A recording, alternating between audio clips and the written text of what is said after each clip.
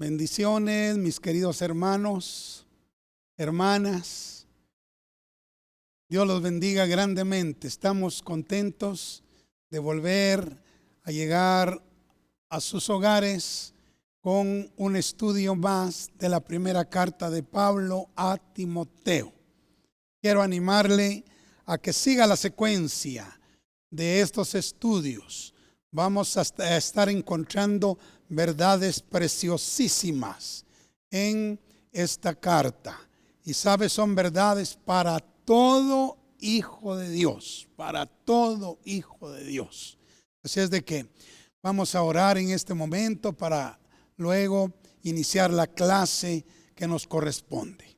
Padre Santo, gracias te damos porque nos permites esta nueva oportunidad, Señor, de poder sentarnos a la mesa para degustar del pan de los cielos, para alimentarnos del pan espiritual, Señor, que es tu palabra. Yo te pido que con tu palabra bendigas a mis hermanos y a mis hermanas, Señor, en los diferentes lugares a donde estamos llegando con esta producción. En el nombre de Jesús te lo suplico y te doy gracias, Señor. Amén y amén. Muy bien. En la primera clase que tuvimos, hablamos un poquito acerca de los datos personales de Timoteo. Fuimos edificados grandemente con las verdades que nos proporcionaron esos datos. Ahora quiero hablarles acerca de la autoridad apostólica de Pablo. O sea, la clase pasada nos enfocamos en Timoteo, pero en esta ocasión vamos a enfocarnos en Pablo, el escritor de la carta. Muy bien. Pablo se dirige a Timoteo fundamentado en su llamado apostólico. Él escribe esta carta basado en su llamado apostólico, que por cierto fue auténtico, verdadero, no como los falsos apóstoles que han aparecido a través de toda la historia y principalmente en estos últimos días, que se dicen ser apóstoles y realmente no lo son. Han sido nombrados por los hombres o ellos mismos se han nombrado apóstoles, autonombrados. Pero Pablo, cuando escribe esta carta, está fundamentado en su auténtico llamado apostólico. Miremos lo que dice 1 Timoteo capítulo 1, versículo 1. Dice, fíjese qué interesante. Pablo, apóstol de Jesucristo, por mandato de Dios nuestro Salvador y del Señor Jesucristo nuestra esperanza. Categórico Pablo, ¿verdad? Categórico. Dice, yo soy apóstol de Jesucristo por mandato de Dios y también por mandato del Señor Jesucristo. Alabado sea Dios. Entonces vemos cómo Pablo está estableciendo, hermanos, su apostolado como un apostolado divino, por mandato de Dios Padre y de Dios Hijo. Luego, en la segunda carta a Timoteo, capítulo 1, verso 1, Pablo añade, diciendo, Pablo, apóstol de Jesucristo, fíjese, apóstol de Jesucristo, por la voluntad de Dios, fíjese, la voluntad de Dios, según la promesa de la vida que es en Cristo Jesús. Bueno, Pablo entonces deja bien claro que él no fue llamado apóstol por los hombres, ni él tampoco se autonombró apóstol. No, Pablo fue llamado a ser apóstol por mandato de Dios y por voluntad de Dios y del Señor Jesucristo. Así es de que podemos tener nosotros confianza en los escritos de Pablo. No es un pseudo apóstol, sino que es un verdadero apóstol. Un verdadero apóstol. Podemos tener confianza en sus escritos. Ahora, estas dos palabras, mandato de Dios y voluntad de Dios, nos muestran no solamente la fuente de su autoridad ministerial, que es Dios, ¿verdad? Dios es la fuente de su autoridad apostólica, sino que también nos muestran su condición de subalterno delante de Él. ¿Verdad? Aquí Pablo, al declarar esto, no solo está haciendo enfoque en la fuente de su ministerio, sino que también automáticamente él está reconociendo como dijéramos, su posición de subalterno, a Dios Padre y a Dios Hijo. Bendito sea Dios para siempre. Así es de que nunca puede él realmente olvidar que es un hombre que está bajo las órdenes del Padre y del Hijo. Y obviamente el Espíritu Santo, ¿verdad?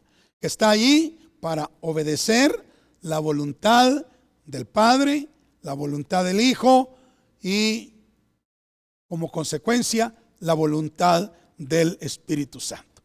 Pablo está bajo el llamado, bajo la autoridad, bajo las órdenes de el Dios trino y verdadero. Esto es muy importante, hermanos, que lo entendamos nosotros como ministros, ¿verdad? Tal vez alguien que ya es pastor me va a escuchar o me está escuchando, o de pronto alguien que va a ser pastor, que va a ser un ministro de Dios me está escuchando.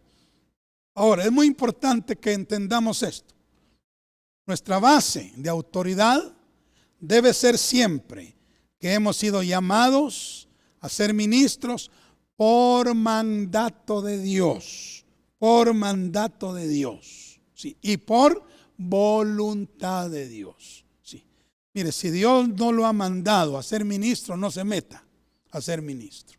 ¿Sí? Si no es la voluntad de Dios expresa que usted ejerce un ministerio, no se meta, porque lo que va a pasar es que o el ministerio lo va a aplastar a usted, lo va a hacer pedazos porque no va a haber gracia para soportarlo, o usted va a ser un desastre en la iglesia del Señor porque no va a tener el llamado ni la capacidad ni la gracia divina para poder edificar la iglesia. Cuidado con eso. Tenemos que asegurarnos de que estamos en el ministerio por mandato de Dios y por voluntad de Dios. Sí.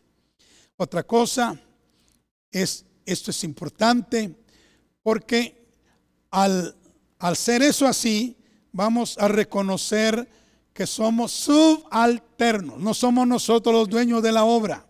No somos nosotros los dueños de la iglesia. Nosotros solo somos siervos al mandato y a la voluntad de Dios. Nosotros solo somos subalternos. No somos nosotros los señores. Él es el Señor. Nosotros solo seremos sus siervos. Y el siervo nunca es mayor que su Señor. Así es de que esto es muy importante que lo entendamos, que debemos ejercer un ministerio primario por mandato de Dios, por voluntad de Dios, por llamado divino. Sí. Hebreos dice que nadie toma para sí esta honra, sino aquel que es llamado por Dios, como también lo fue Aarón, ¿verdad? O sea, esto no es un asunto de que yo no tengo trabajo y aunque sea de pastor me meto, ¿verdad? No es así la cosa. Así hay muchos, ¿verdad?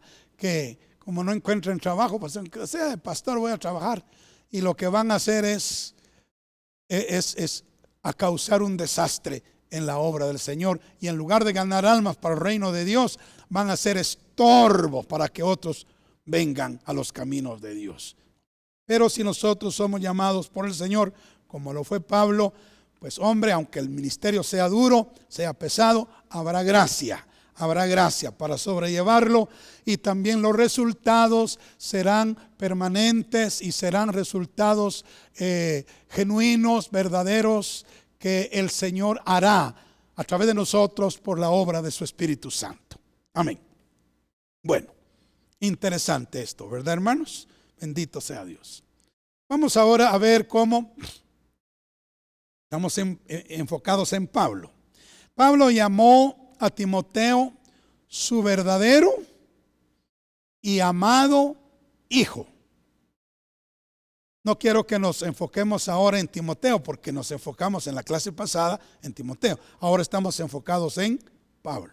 Pablo llamó a Timoteo su verdadero y amado hijo. Miremos en 1 Timoteo 1:2. Ahí dice: a Timoteo, verdadero hijo en la fe. Gracia, misericordia y paz de Dios nuestro Padre y de Cristo Jesús nuestro Señor. Note que aquí Pablo llama a Timoteo verdadero hijo en la fe.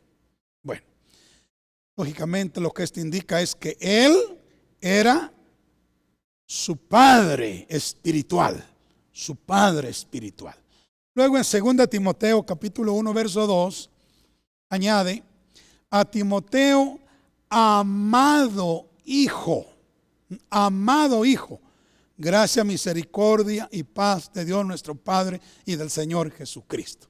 Obviamente entonces aquí esto indica que Pablo era el padre espiritual de Timoteo.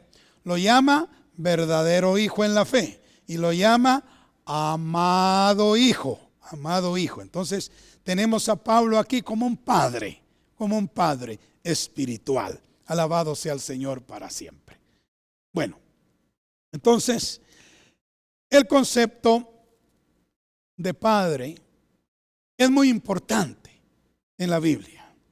Y sabe la verdad que aparece en toda la Biblia, en toda la Biblia. Yo he estado predicando acerca de el concepto de padre desde el punto de vista de Dios. Pero ahorita lo estamos viendo desde el punto de vista de un ministro, ¿verdad? De un apóstol, de un ministerio, un padre espiritual. Ahora, Filipenses capítulo 2, verso 19 al 22.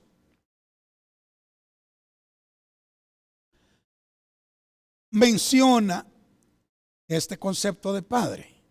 Dice: espero en el Señor Jesús enviaros pronto a Timoteo, para que yo también esté de buen ánimo al saber de vuestro estado. Pues a ninguno tengo del mismo ánimo, y que tan sinceramente se interese por vosotros, porque todos buscan lo suyo propio, no lo que es de Cristo Jesús. Pero ya conocéis los méritos de él, oiga, que como hijo a padre me ha servido, o ha servido conmigo en el ministerio. Ay, hermanos, aquí no puedo pasar por alto la calidad de Timoteo, aunque estoy hablando de Pablo como padre espiritual, pero no puedo pasar por alto el carácter de Timoteo. Mire lo que Pablo dice. Dice: espero en el Señor enviaros pronto a Timoteo, para que yo también esté de buen ánimo al saber de vuestro estado. Le dice a los filipenses: pues a ninguno tengo del mismo ánimo. Mire, Timoteo, no había ninguno como él. Y que tan sinceramente se interese por vosotros.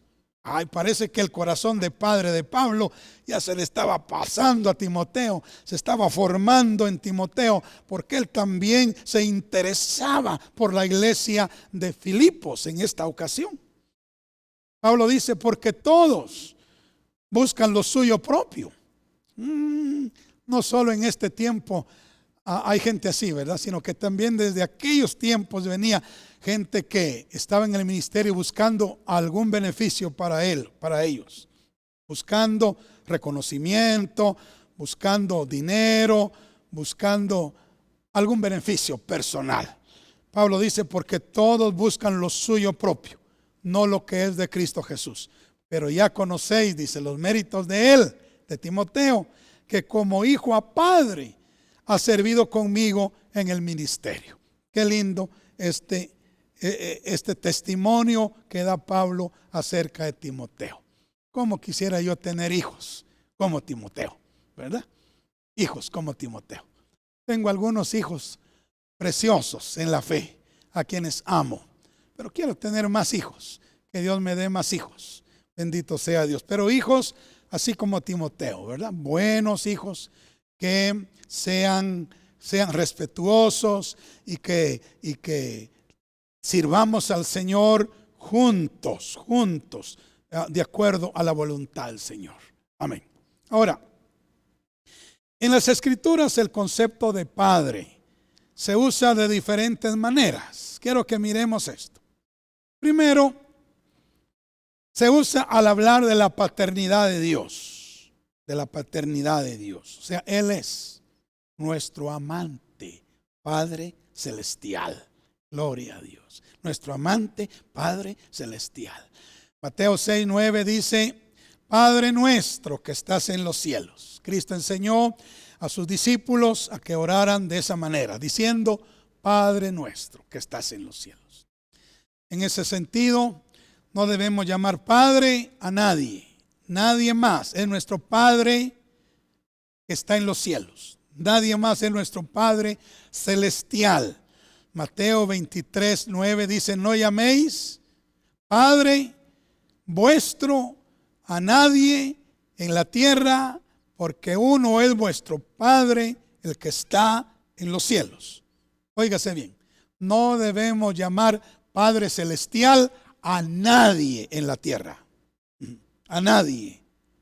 Porque uno es nuestro Padre Celestial. Uno es. Y es el Señor Dios Todopoderoso, ¿verdad? Entonces, en ese sentido, Dios es único como Padre. Único como Padre celestial, como Padre que está en los cielos, como Padre Dios o como Dios Padre. No hay igual. Él es único en su género ahí.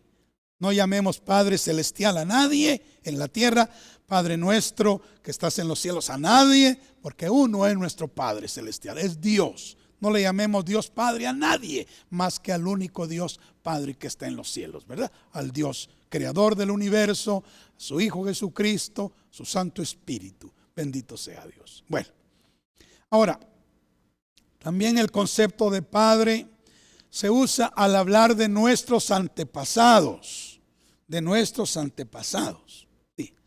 Hebreos capítulo 1, versículo 1 dice: Dios, habiendo hablado muchas veces y de muchas maneras en otro tiempo a los padres por los profetas, en estos posteros días nos ha hablado por el Hijo. Bueno, pero note usted que aquí se menciona también la palabra padres. Ahora, refiriéndose a nuestros antepasados. Sí. En este rango pueden entrar nuestros primeros padres, Adán y Eva. Puede entrar nuestro padre en la fe, Abraham. Y pueden también entrar nuestros ascendientes, ¿verdad? Nuestros padres de donde nosotros venimos genealógicamente, sanguíneamente. Pueden entrar en este rango de padres, refiriéndose a nuestros antepasados. Obviamente no es de la misma categoría que el Padre Celestial. No, esto es una categoría inferior. Bueno. Luego, también el concepto de padre se puede referir a nuestros padres biológicos, o sea, a nuestro papá, a nuestra mamá, ¿verdad? Al padre que nos engendró y a la madre que nos dio a luz. También se puede usar en ese sentido la palabra padres, refiriéndose a nuestros padres naturales, a nuestros padres terrenales, a nuestros padres biológicos. Y a este rango se refiere Hebreos capítulo 12, versículo 9, donde dice: por otra parte, tuvimos a nuestros padres terrenales, dice Pablo, que nos disciplinaban y los venerábamos. ¿por qué no obedeceremos mucho mejor al Padre de los espíritus y viviremos? Note que aquí ahí hace la diferencia. Nuestros padres terrenales, que nos han disciplinado y los hemos querido, y los hemos venerado, los hemos amado, les hemos obedecido. Ahora dice Pablo, ¿por qué no obedeceremos mucho mejor al Padre de los espíritus y viviremos? Refiriéndose al Padre celestial. Entonces aquí vemos que también este concepto de padre se usa para referirse a nuestros padres biológicos, a nuestros padres naturales o terrenales. Finalmente, también este concepto de padre se usa para referirse, óigame bien, a la paternidad espiritual. A la paternidad espiritual. Que desempeñan hombres maduros en la fe, ministros maduros en la fe. Ellos también vienen a ser padres espirituales. Y bueno, de ese rango, digamos así, o de esa categoría es que habla Primera de Juan 2:13. Sí, miremos lo que dice Primera de Juan capítulo 2, versículo 13. Dice, os escribo a vosotros padres. Aquí no se está refiriendo al Padre Celestial. No. No se está refiriendo a nuestros antepasados. No. No se está refiriendo a nuestros padres biológicos, naturales. No, se está refiriendo aquí a los padres espirituales, aquellos que han alcanzado madurez espiritual, que comenzaron su vida cristiana siendo niños, luego maduraron y llegaron a ser jóvenes y siguieron madurando hasta que llegaron a ser padres espirituales. A esto se está refiriendo aquí Pedro. Dice, os escribo a vosotros padres, porque conocéis al que es desde el principio. O sea que los padres espirituales conocen a Dios, conocen al que es desde el principio. Mientras que dice, os escribo a vosotros jóvenes porque habéis vencido al maligno, os escribo a vosotros hijitos porque habéis conocido al Padre. Entonces aquí los hijitos conocen que Dios es su Padre.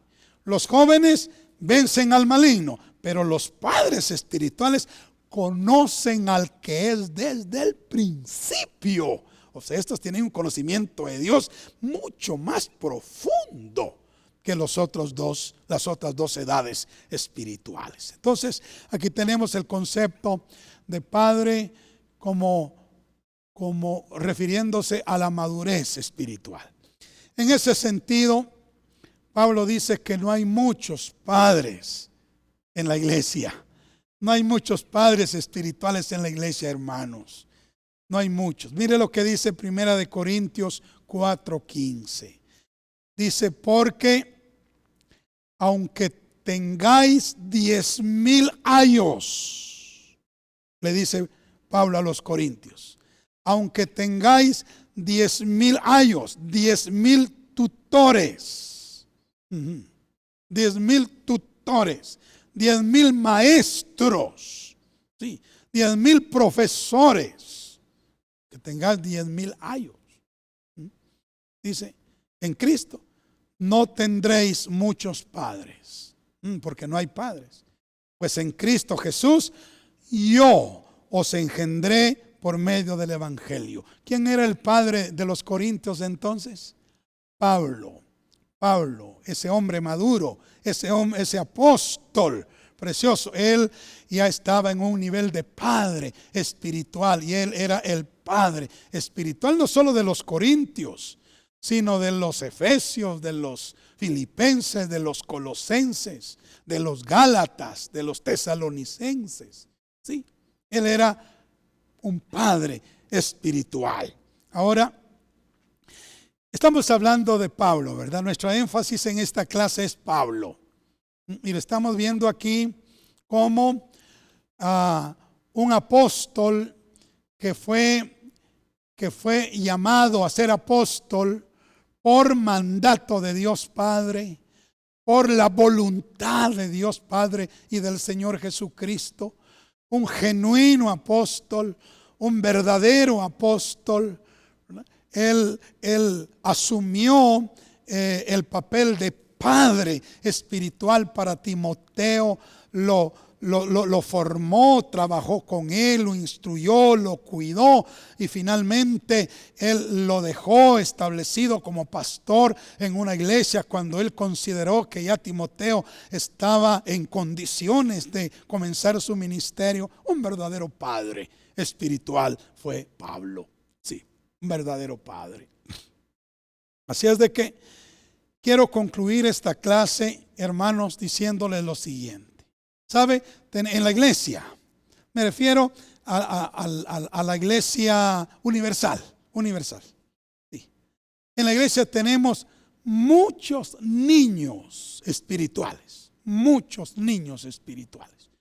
Y le digo una cosa, no solo están sentados en las bancas o en las sillas, incluso están ocupando el púlpito, pero todavía son niños espirituales. Sí, son niños espirituales. Ahora póngase usted a pensar, ¿qué le puede enseñar un niño a otro niño?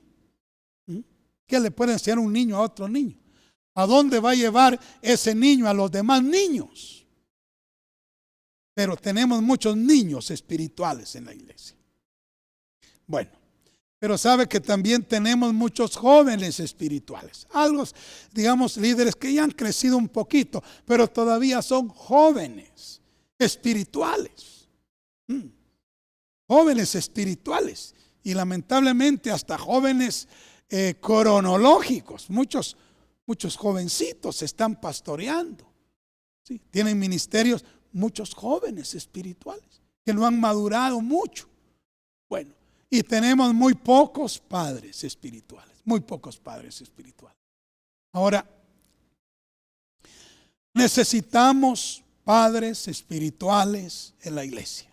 Necesitamos gente madura, hermanos, que pueda guiar a los más tiernos, que pueda cuidar y alimentar correctamente a los más tiernos para que puedan crecer sanos y fuertes en el Señor. Necesitamos padres espirituales. Ese es uno de los propósitos importantes que tiene el estudio de esta carta. Sí, de esta carta. Enseñarnos a ser padres espirituales. Se recuerda que terminamos recientemente el estudio de la primera carta del apóstol Pedro. Y yo estuve enfatizando y repitiendo que esa carta es una carta para madurar. Son cartas de madurez espiritual. Y esta también es una carta para madurar espiritualmente, para dejar de ser niños espirituales y pasar a ser jóvenes y luego dejar de ser jóvenes y llegar a ser padres espirituales, porque hace falta, hermanos, padres espirituales en la iglesia. Sí, gente madura, ¿verdad? Gente madura que pueda guiar a los más jóvenes, que pueda aconsejarlos con su testimonio, con su madurez, con su sabiduría, con su conocimiento. Bendito sea Dios. ¿Sabe? Una de las cosas que en oración he dicho ante el Señor con lágrimas en mis ojos y con lágrimas en mi corazón. Señor, están muriendo muchos padres espirituales. Por ejemplo, no hace mucho que murió el pastor Bailey, un padre espiritual. No hace mucho que murió Rabí Zacarías, otro padre espiritual. No hace mucho que murió Reinhard Bonnke, otro padre espiritual. ¿Sí? No hace mucho que murió Gigi Ávila, otro padre espiritual. Y así están muriendo los viejos. Están muriendo los padres espirituales. ¿Y dónde están los nuevos padres? Los nuevos padres que se estén levantando. Oh, hermanos, la iglesia necesita padres espirituales, hombres maduros, ¿sí? Hombres maduros, mujeres maduras. Necesitan madres en Israel. Gente que ya haya alcanzado madurez espiritual. ¿Para qué? Para ayudar a los más jóvenes en su caminata espiritual. Ahora, clamemos al Señor porque Dios nos ayude para madurar nosotros espiritualmente y para que nos convirtamos en padres espirituales, para que podamos discipular a Timoteos, ¿verdad? Que seamos como Pablos, ministros maduros, que conozcamos al que es desde el principio, que conozcamos al Señor, que conozcamos su verdad, su palabra, y que podamos discipular, enseñar, formar a los niños espirituales, ayudar a los jóvenes espirituales para que ellos también maduren. Amén. Que Dios nos ayude y pidamos a Dios eso. Muy bien, entonces hemos terminado la clase de hoy enfocados en Pablo, ese padre espiritual, ¿verdad? Ese padre espiritual, que como él, Dios quiere que nosotros seamos también. De hecho, Pablo dijo que él había sido levantado como ejemplo de los que habían de creer en Cristo para vida eterna. O sea, Pablo es un ejemplo para los que hemos creído en Cristo Jesús. ¿Sí? Un ejemplo como un padre espiritual, un verdadero padre espiritual. Amén. Bueno, démosle gracias a Dios y oremos para que Dios nos ayude a nosotros a madurar y a convertirnos en padres espirituales. Sí. Querido Dios, te damos gracias por la vida de Pablo, ese padre espiritual precioso. Gracias, Señor, por la vida de tantos padres, Señor, que has levantado en la iglesia. Señor, pero ya muchos de ellos han muerto, han partido a tu presencia y han dejado un vacío enorme en la iglesia. Te pedimos que levantes padres espirituales, que levantes madres espirituales, Señor de los cielos, gente que te conozca profundamente, gente que ame a los niños espirituales, gente que ame a los jóvenes espirituales, gente que te conozca a ti, de Padre, que eres desde el principio, y que ese conocimiento se pueda transmitir a las generaciones que vienen madurando, Señor. Yo en lo particular te suplico que me ayudes a madurar para convertirme en un padre espiritual, Señor. En el nombre de Jesús. Y te pido que levantes padres espirituales, que levantes madres en Israel, Señor, para que podamos trabajar en la vida de los niños y de los jóvenes que tenemos en la iglesia en el día de hoy. En el nombre de Jesús te damos gracias, Señor. Amén y amén.